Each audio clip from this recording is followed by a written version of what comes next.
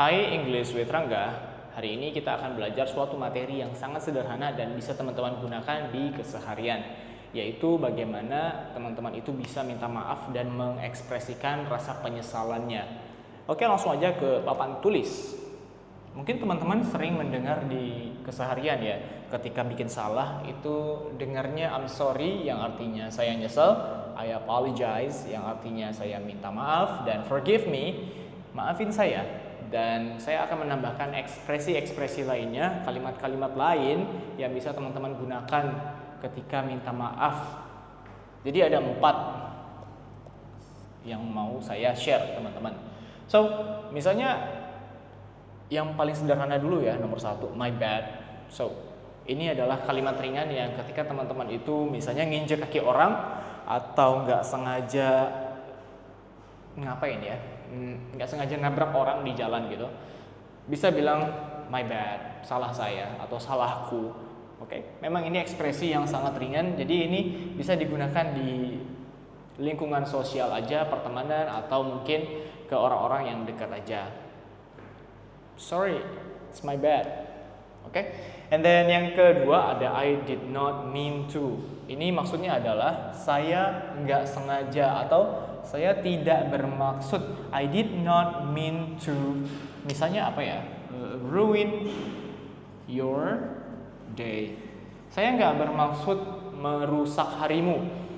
Ya macam-macam ya. Jadi untuk detailnya silakan teman-teman tambahin kata kerjanya yang negatif tentunya ya, kata kerja yang sifatnya itu buruk. Misalnya yang di sini ada ruin, ya ruin itu merusak. Oke, I did not mean to break ya, break your car misalnya, ya bakalan marah juga saya kalau ada orang yang merusak kendaraan saya.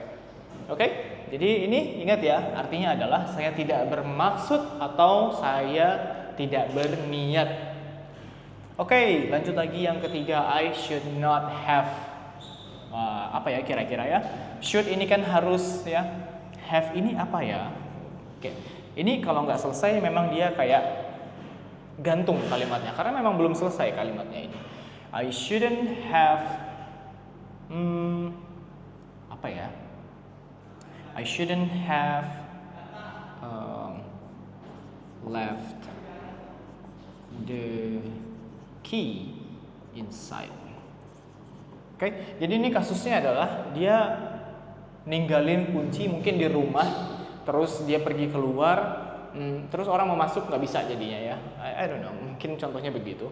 Tapi pada dasarnya I shouldn't have ini adalah kalimat dimana teman-teman itu kalau dalam bahasa Indonesia itu kayak bilang, harusnya aku nggak ninggalin kunci di dalam rumah, atau harusnya aku kasih makan kucingku dulu. Jadi kayak menyesal terhadap apa yang tidak dilakukan, menyesal terhadap apa yang dilakukan di masa lalu.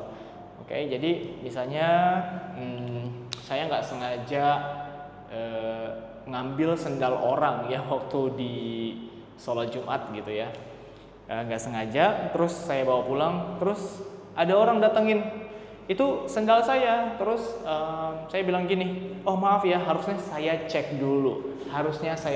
Jadi bahasa Inggrisnya adalah I should have checked. Oke, I should have made sure. And then di sini kita harus menggunakan ini ya, bentuk ketiga, oke, atau past participle yang sering kita present participle, present atau perfect ya, perfect participle, atau yang kita kenal dengan verb ketiga. Oke, perfect participle. Oke, yang keempat adalah kebalikan dari yang ketiga. Jadi kalau yang ketiga itu ada not-nya, maka yang ini tidak pakai not. Oke, ini kalimat yang positifnya. I should have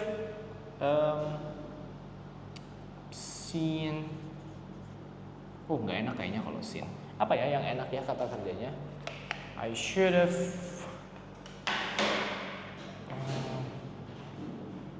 finished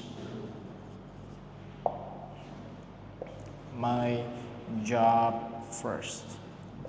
Oke, Nomor 4, I should have finished my job first. Ini supaya nggak bingung, kita kasih garis. Harusnya saya selesaikan kerjaan saya dulu sebelum saya bantu orang lain, misalnya begitu. Jadi kalau di kantor, teman-teman itu lagi kerjain kerjaannya, and then temannya butuh bantuan nih. Oke, temannya butuh bantuan. Oh, langsung aja dibantuin. Kerjaan Anda sendiri tidak selesai. Maka dimarahin bos. Terus bilang sama bos, ya begini, kenapa kerjaan kamu gak selesai, kata si bos. Terus ya teman-teman bilang, I'm sorry boss, oke? I'm sorry boss, I should have finished my job first, gitu, oke? Maaf ya, lagi ada Pak Tukang. Pak Tukangnya kerja juga, bukan cuma saya.